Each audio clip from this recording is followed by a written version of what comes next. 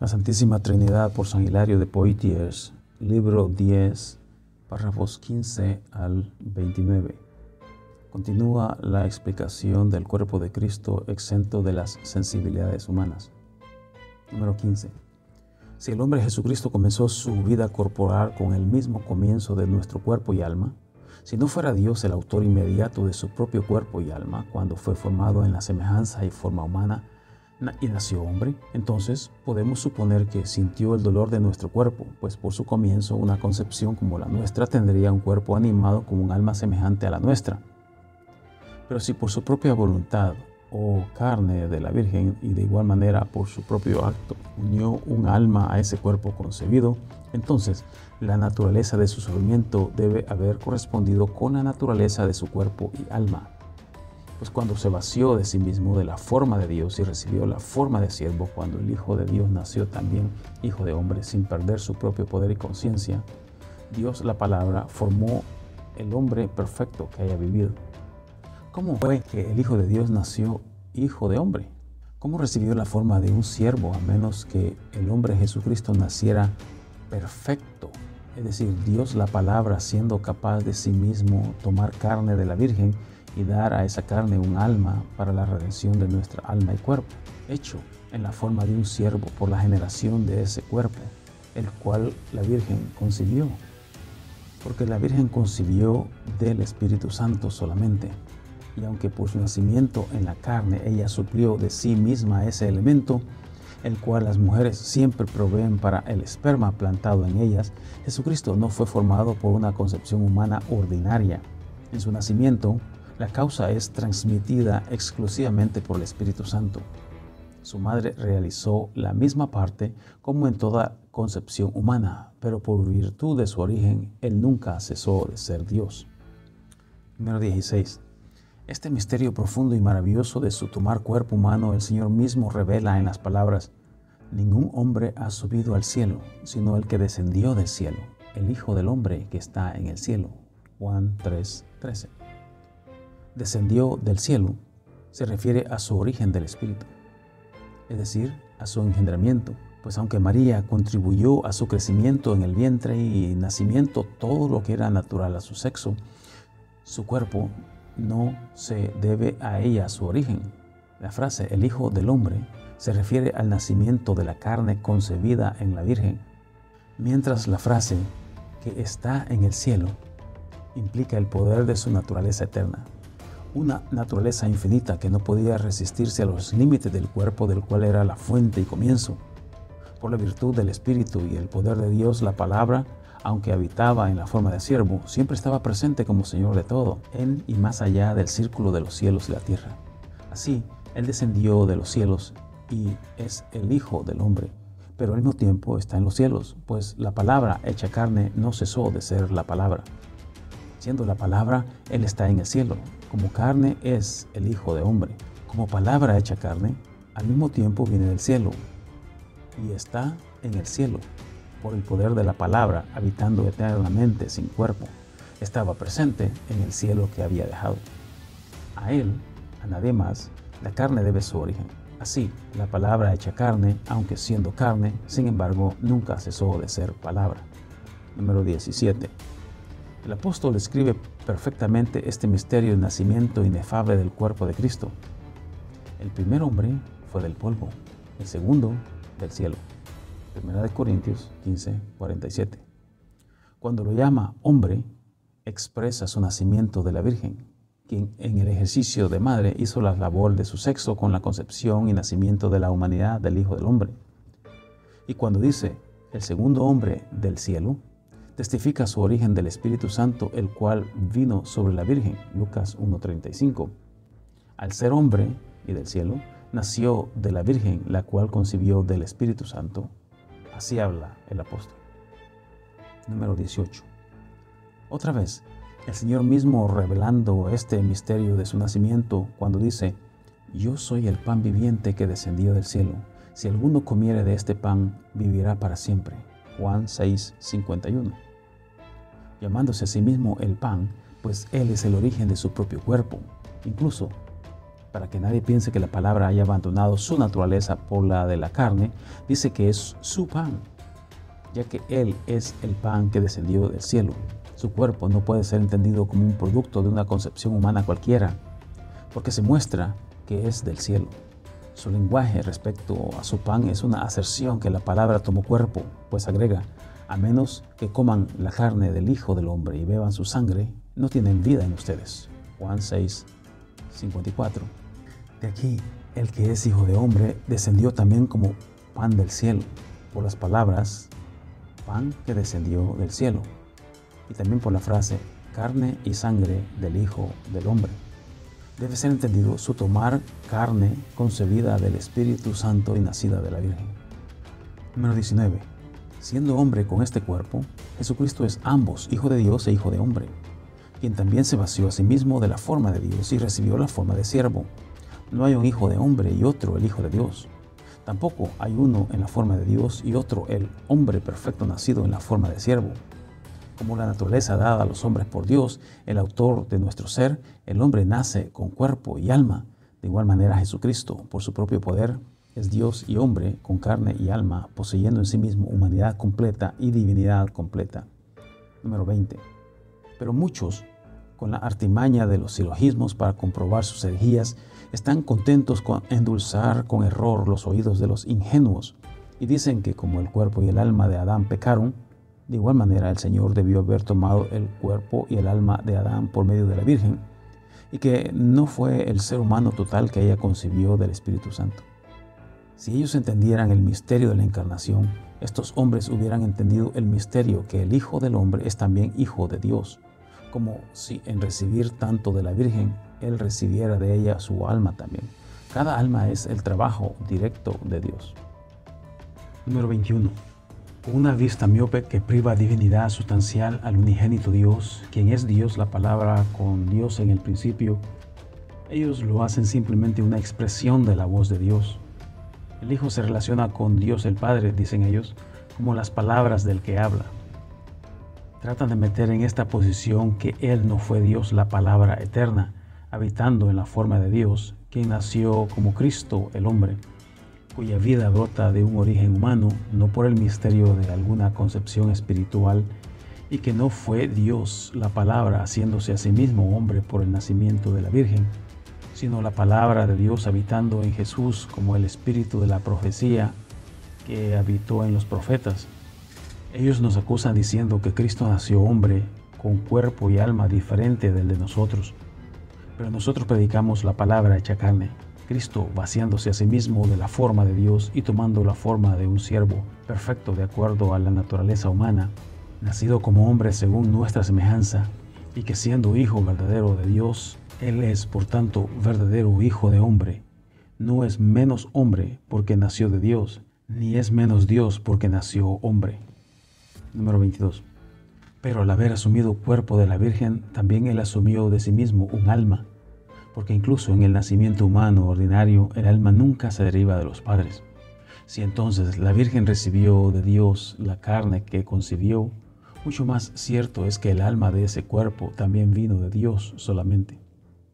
Si también el mismo Cristo es el Hijo de Hombre, el cual es también el Hijo de Dios, porque la totalidad del Hijo de Hombre es la totalidad del Hijo de Dios. Entonces, cuán ridículo es predicar aparte del Hijo de Dios la palabra hecha carne o a otro inspirado como a los profetas por el mismo Dios la palabra. Nuestro Señor Jesucristo es Hijo de Hombre e Hijo de Dios. Sin embargo, porque su alma estaba angustiada hasta la muerte y porque tenía el poder para poner su vida y volver a tomar, ellos quieren derivarlo de alguna fuente diferente y ajena y no a la del Espíritu Santo, el autor de la concepción de su cuerpo, pues Dios, la palabra, llegó a ser Dios sin alejarse del misterio de su propia naturaleza divina. Nació no para ser dos seres adoptados, sino para que pudiera estar claro que el que era Dios antes de ser hombre tomó humanidad, es por tanto Dios y hombre. ¿Cómo pudo Jesucristo, el Hijo de Dios, haber nacido de María, sino por la palabra llegando a ser carne, es decir, por el Hijo de Dios, aunque en la forma de Dios tomó la forma de esclavo? Cuando el que estaba en la forma de Dios tomó la forma de un esclavo, dos naturalezas contrarias fueron puestas juntas, es decir, la naturaleza infinita y la naturaleza finita. Así, fue verdadero que Él recibió la forma de hombre y que permaneció al mismo tiempo en la forma de Dios.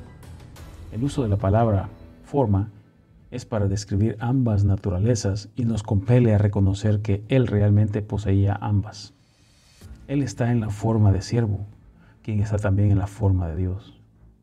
Y aunque Él es el segundo por su naturaleza eterna y el primero de acuerdo al plan divino de la gracia, la palabra forma tiene su significado verdadero igual en ambos casos, porque Él es ambos, es decir, en la forma de Dios y en la forma de hombre.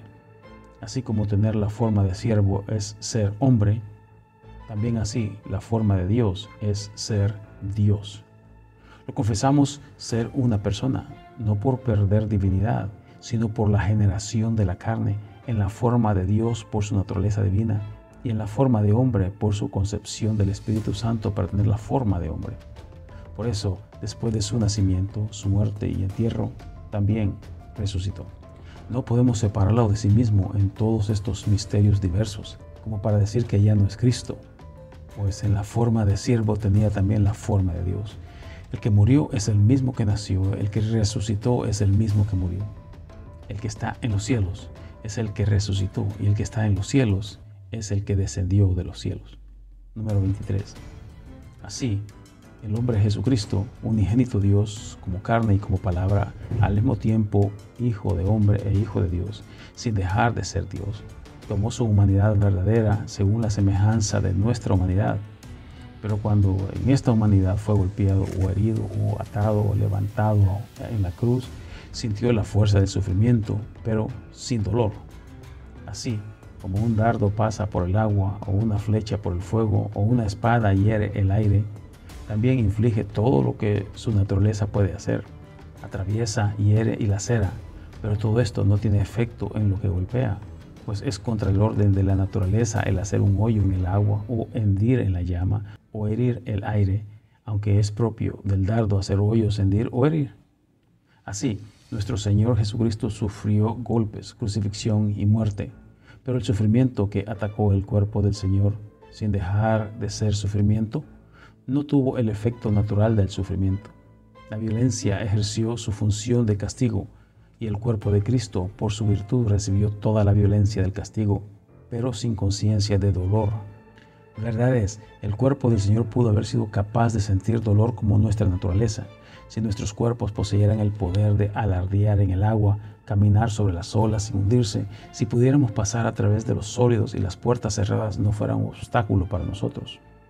Pero, puesto que solo el cuerpo de nuestro Señor pudo sostenerse en el agua por el poder de su alma, pudo caminar sobre las olas y pasar las paredes, ¿cómo podremos juzgar la carne concebida del Espíritu Santo con alguna analogía del cuerpo humano? Esa carne, es decir, el pan, es del cielo, y esa humanidad es de Dios. Tuvo un cuerpo para sufrir y sufrió, pero no tuvo una naturaleza que pudiera sufrir dolor. Número 24. La explicación del hambre y la sed de Jesucristo. Tal vez alguien diga que podemos verlo llorando, con hambre y con sed. ¿No acaso debemos suponer que Él es propenso a toda otra afección de la naturaleza humana? Pero si no entendemos el misterio de sus lágrimas, hambre y sed, recordemos que el que lloró también resucitó al muerto, porque no solamente lloró por la muerte de Lázaro, sino que también se regocijó. Juan 11:15. Debes saber que el que tuvo sed provee ríos de agua viva. Juan 7:38.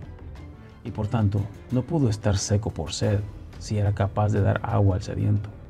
También, el que tuvo hambre pudo condenar al árbol que no dio fruto, Mateo 21:19, Marcos 11:3, siendo el pan de vida que descendió del cielo.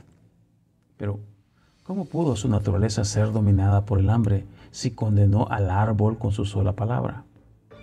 Y aparte del misterio de llorar, tener hambre y tener sed, la carne que asumió, es decir, toda su humanidad, estando expuesta a nuestra debilidad, incluso entonces no quedó para sufrir de las indignaciones de esas cosas.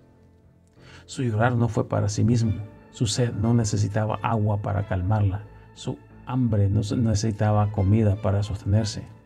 Nunca se dice que el Señor comió, bebió o lloró cuando tuvo hambre, sed o dolor.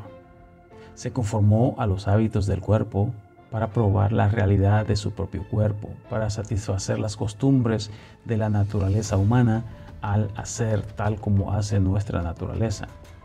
Cuando comió o bebió, fue una concesión, no su necesidad, sino nuestros hábitos. Número 25.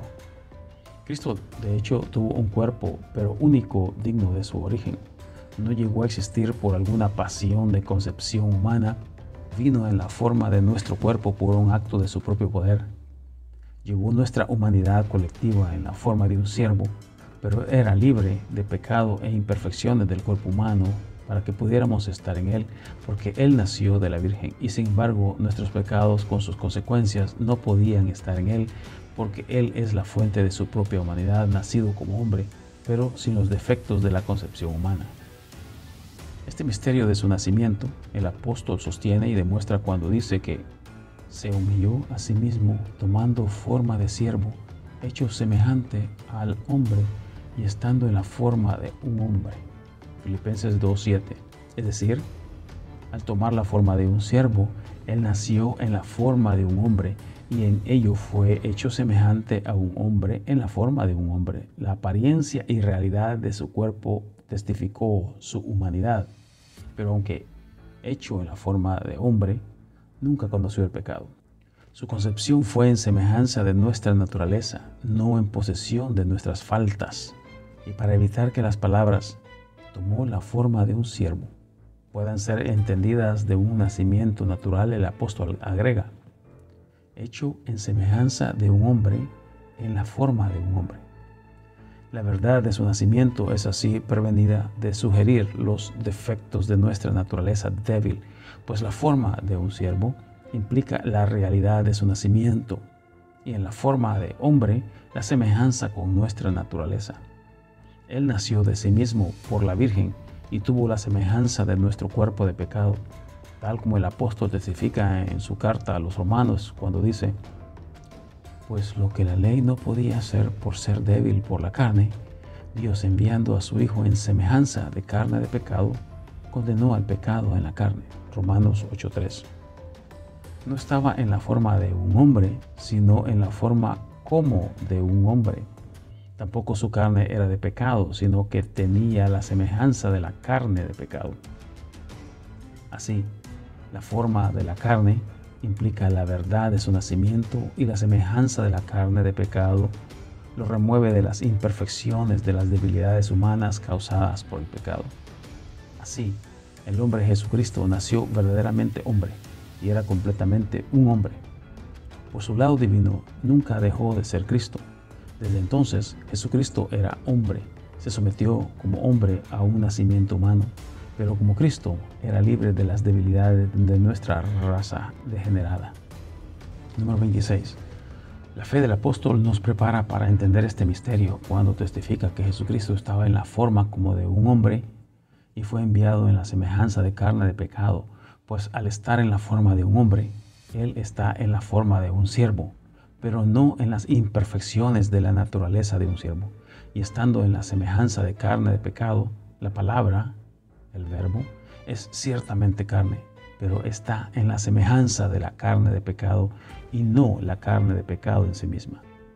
De igual manera, Jesucristo, siendo hombre, es, por tanto, humano, pero aún así no pudo ser algo más sino Cristo, nacido como hombre por el nacimiento de su cuerpo, pero no humano respecto a los defectos de la raza humana, pues su origen no fue humano. La palabra hecha carne era la carne en la que Él fue hecho. Sin embargo, Él permaneció siempre la palabra o el verbo, aunque fue hecho carne. Así como la palabra que fue hecha carne no pudo vaciarse de la naturaleza de su fuente, de igual manera, por la virtud del origen de su naturaleza, pudo permanecer en la palabra.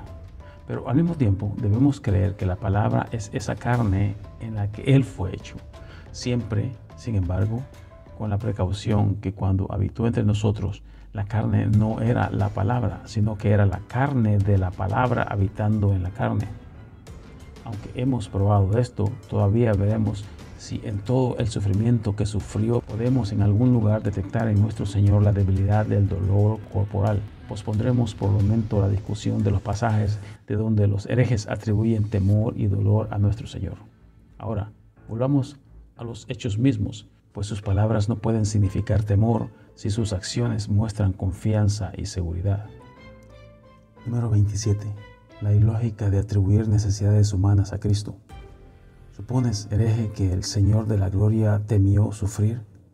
¿Por qué cuando Pedro cometió aquel error por ignorancia, el Señor lo llamó Satanás y piedra de tropiezo? Cuando Pedro, que despreció ese misterio de la pasión, fue confirmado en la fe por una reprensión tan severa de los labios del dulce Cristo. A Pedro, a quien la carne ni sangre le había sido revelado nada, sino el Padre del cielo. Mateo 16:16. ¿Crees, hereje, que el Señor de la Gloria temió sufrir?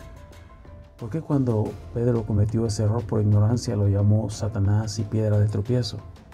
Dando a entender con esto que el sufrimiento de la cruz no le causaba temor.